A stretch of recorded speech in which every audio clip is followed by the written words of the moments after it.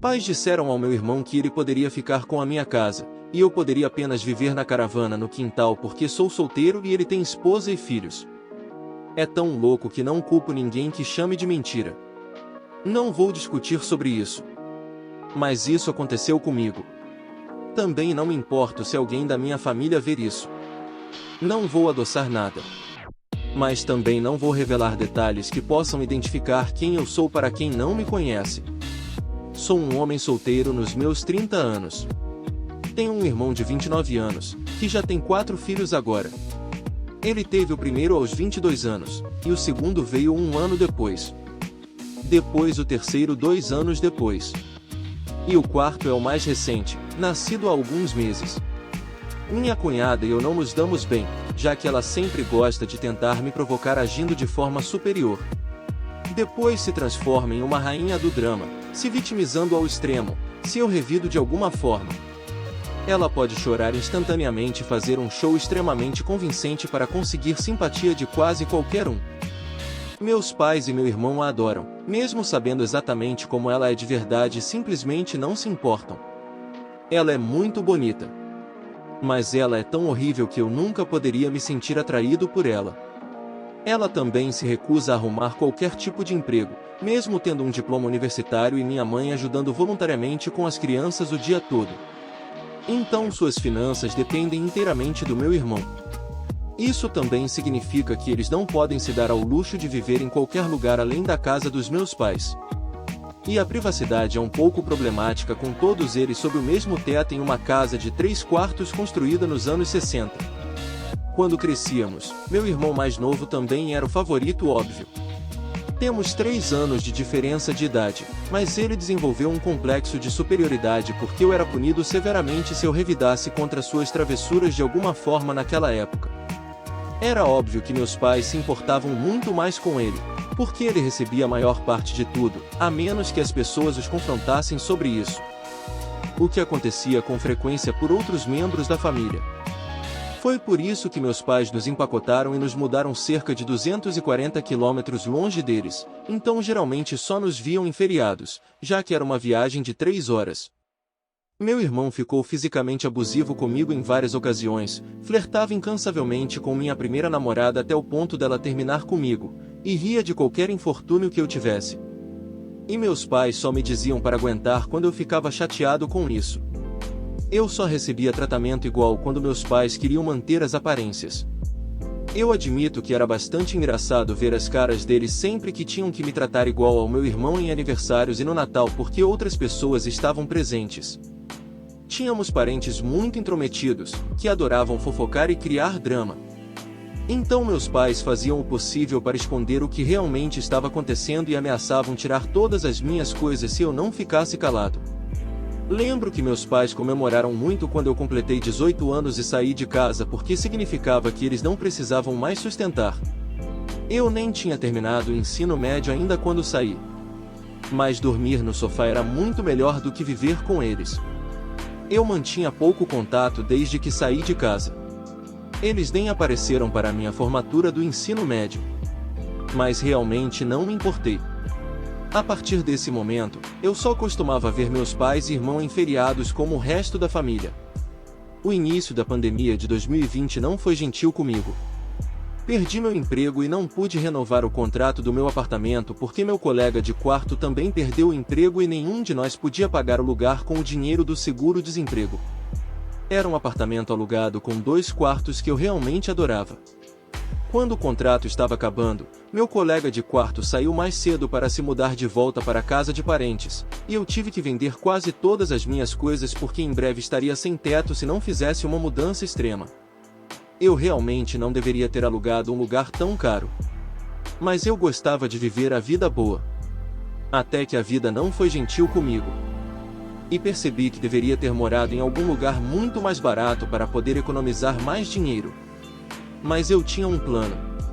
Eu tinha um caminhão simplesmente porque sempre amo caminhões, então encontrei um trailer de $1000 em boas condições e o coloquei no meu caminhão apenas para poder morar nele por um tempo. Era para ser temporário, mas acabei morando nele muito mais tempo do que jamais pensei. Originalmente, eu esperava poder morar no trailer na casa dos meus pais, onde meu irmão e sua família ainda residem também. Mas quando pedi aos meus pais para me deixarem ficar por um tempo, eles me disseram que tinham a casa cheia e não queriam me ter lá. Além disso, não tínhamos exatamente nos dado bem na última década. Eles disseram que só concordariam em deixar eu estacionar meu trailer lá se eu pagasse praticamente o que custaria alugar um apartamento na minha área. Isso era muito caro só para estacionar meu trailer. Eu estava desempregado e tentando economizar o máximo do meu dinheiro do seguro-desemprego até conseguir um novo emprego. Eu poderia muito bem estar morando em um apartamento com o preço do aluguel que eles estavam pedindo. Meus pais chamaram meu trailer de coisa feia e me disseram para cair fora já que não conseguimos chegar a um acordo. E a cunhada achou absolutamente hilário que eu tivesse que morar em um trailer. Meu irmão se juntou a ela em apontar e zombar de mim enquanto me chamava de mendigo sem teto. Estacionei meu trailer em um estacionamento de loja para dormir na primeira noite que não tinha para onde ir. Eu me senti assustado até a alma de que alguém poderia tentar invadir. Digo apenas que não dormi bem aquela noite. Não havia para onde mais eu poderia ir, já que outros parentes que tinham casas estavam bastante longe, e todos os meus amigos moravam em apartamentos. E eu estava bastante ligado à minha área também. Então eu não queria simplesmente sair. Eu também tinha encaminhado minha correspondência para o apartamento de um amigo. Era a única maneira de eu ainda receber minha correspondência. Encontrar um lugar estável para estacionar era bastante difícil. Eu fui procurar um emprego semelhante ao meu antigo. Levei meses vivendo a vida nômade do trailer. Nesse tempo, tive que lidar com muitas coisas. Desde mendigos e viciados em drogas, até pessoas exigindo que eu saísse porque meu trailer era uma coisa feia. Em um ponto, alguém que me disse para sair afirmou estar com uma associação de moradores. Eu nem estava estacionado em uma rua com casas. E quando perguntei que associação de moradores, eles ficaram incrivelmente ofendidos e me ameaçaram. Mudei meu trailer de qualquer maneira só para evitar problemas. Para ter um suprimento constante de eletricidade, aprendi a usar um cabo de extensão longo para conectar onde pudesse recarregar as baterias do meu trailer. Isso significava andar furtivamente e conectá-lo a uma tomada externa de um prédio aleatório enquanto estacionado em uma rua. Sei que é uma coisa horrível de se fazer. Mas eu tinha que manter minhas baterias carregadas para que meu refrigerador permanecesse frio. Eu tinha um pequeno banco de energia solar para recarregar meu telefone. Mas não tinha nada como um gerador. E os geradores são barulhentos e requerem combustível de qualquer maneira. Então fiz o que tinha que fazer. Depois de meses vivendo assim, finalmente consegui um novo emprego. Tive que me mudar para a cidade vizinha para encontrar um emprego que não envolvesse varejo. Trabalhei no varejo durante a faculdade e prometi a mim mesmo nunca mais. Embora estivesse quase pronto para quebrar essa promessa. Ainda estava recebendo dinheiro do seguro-desemprego. Mas não tinha um lugar estável para morar enquanto recebia. E não queria ainda estar desempregado quando acabasse. Além disso, estava entediado até a alma. Tinha pouco mais para fazer além de ler, assistir filmes em um pequeno aparelho de DVD portátil, usar meu telefone ou laptop e anotar onde eu poderia estacionar e quais banheiros públicos locais eu poderia usar. Tenho meio inveja de que os japoneses tenham banhos públicos. Realmente poderíamos usar coisas assim aqui. Quando finalmente consegui um novo emprego, praticamente vivi no estacionamento dos fundos do prédio, perto do depósito, em espaços de estacionamento antigos de funcionários que literalmente ninguém mais parecia se incomodar em usar porque estavam tão longe no fundo que a área estava quase esquecida. Meu chefe, o dono da empresa, realmente gostava dessa arrumação porque eu estava disposto a aceitar qualquer turno que conseguisse, contanto que tivesse dormido o suficiente. Ele até me deixou tirar o trailer do caminhão e instalá-lo em um dos espaços para que eu pudesse dirigir sem ele. Não tenho certeza se isso era legal, mas ninguém nos incomodava com isso. O tempo todo que vivi lá atrás, não tive que lidar com muitos invasores. Havia alguns, mas os seguranças os escoltavam para fora. Eu estava praticamente de plantão o tempo todo quando precisavam de mim, e estava trabalhando praticamente todos os dias da semana. Meu chefe me deixava conectar meu trailer ao prédio para energia e água, e eu pagava uma pequena quantia de aluguel trabalhando de graça aos domingos, quando ninguém mais estava no escritório além do zelador e do segurança. Além disso, geralmente eu tinha que tomar banho no apartamento de um amigo ou na minha academia local, já que o trailer não tinha chuveiro, apenas um vaso sanitário portátil. E eu não queria enchê-lo porque esvaziá-lo é uma tarefa desagradável. Então eu usava outros banheiros com a maior frequência possível. Eu tinha uma chave do depósito e podia entrar para usar o banheiro a qualquer hora. Até mesmo fiquei amigo do segurança noturno pelo nome. Ele desde então se tornou um dos meus amigos mais próximos. O trailer era fácil de aquecer no inverno com um pequeno aquecedor elétrico, mas os verões não eram divertidos. O trailer não tinha ar-condicionado, então tive que conseguir um condicionador de ar portátil usado apenas para torná-lo suportável. Fiz muitas horas extras e aprendi algumas novas habilidades práticas com outros funcionários. Eventualmente, na metade deste ano, consegui um cargo melhor na empresa como supervisor e comecei a ganhar um salário melhor do que no meu emprego anterior. Foi quando decidi que queria uma casa. O susto que tive ao perder meu apartamento me fez perceber que precisava de algo muito mais estável para o longo prazo. Procurei algo perto do trabalho e, a apenas 2 milhas de distância, encontrei uma casa pré-fabricada com 3 quartos em uma propriedade pequena. Mas consegui por $10.000 a menos que o preço pedido de alguma forma. Usei quase todas as minhas economias para a entrada e fui aprovado para um empréstimo hipotecário. Finalmente, não precisei mais morar em um trailer. Havia espaço suficiente para eu estacionar meu caminhão atrás da casa e tirar o trailer para colocá-lo no quintal. Então o coloquei lá como seu próprio pequeno prédio, caso eu queira usá-lo novamente. Quando finalmente estava instalado na casa, fui burro o suficiente para me gabar disso no meu Facebook. Minha família viu a postagem, e aí é onde essa bagunça realmente começa. Depois de algumas semanas, meus pais, meu irmão e sua família vieram visitar completamente sem avisar para fazer um tour pela minha casa. Nem mesmo dei a eles meu endereço. Então, como eles descobriram onde moro, ainda não sei. Nenhum dos meus amigos admitiu, e nenhum membro anterior da família me visitou antes disso. Então me pergunto se eles me seguiram no trabalho e depois em casa ou algo assim. Realmente não me surpreenderia. Assim que abri a porta, eles praticamente se empurraram para dentro como turistas agitados. Então começaram a se acomodar. Todos ficaram fuçando e minha cunhada tinha esse sorriso sinistro que ela ficava repetindo para mim. E só mais tarde descobri por que isso me deixou mais irritado do que um touro dopado que acabou de ser picado por uma vespa. Meus pais estavam constantemente falando sobre como eu tenho tanto espaço extra agora. E é demais para alguém como eu que não tem esposa ou filhos. E meu irmão continuava comentando sobre como havia mais espaço do que na casa dos nossos pais, e minha casa também estava mais perto do trabalho dele. Bandeiras vermelhas por todos os lados, eu sei. Eventualmente, meu irmão me pediu para falar em particular. Todo mundo saiu subitamente da sala e se amontoou na varanda da frente. Foi aí que finalmente percebi que eles tinham planejado algo. Meu irmão disse que a casa era grande demais para mim sozinho.